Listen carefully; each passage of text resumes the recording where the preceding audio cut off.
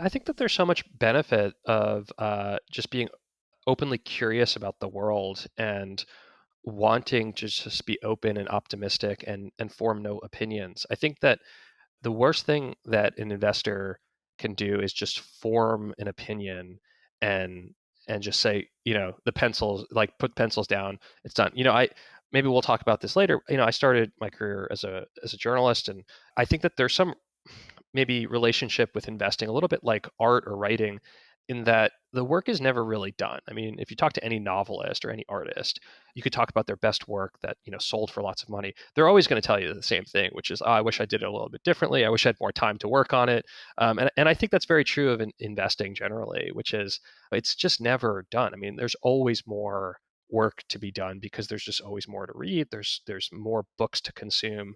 One thing that I like to do in downtime is just like, read up on history. I think that, that there's definitely some truth to the idea that history may not repeat, but it does rhyme. And so I think even just spending time kind of going through old market cycles is a huge benefit as an investor, just understanding sort of the cadence of these things.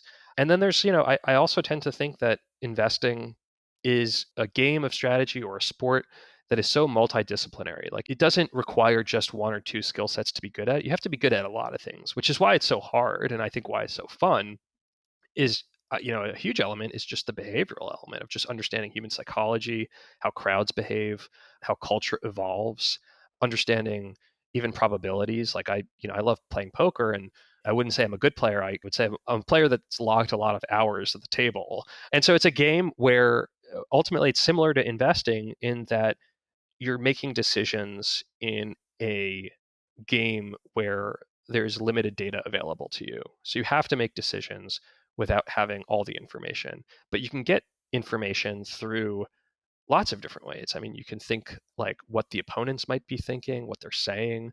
You could look at sort of the historical element of it and say, well, this is how these players played these hands in the past, how I've played it. So I just think of investing as like this big game, and there are ways to get really good at games. I mean, there's a reason that, there's some of the best chess players in the world. It's not random. It's because they've studied the strategy, and they, have a very sort of, I guess, diverse perspective on what it takes to win.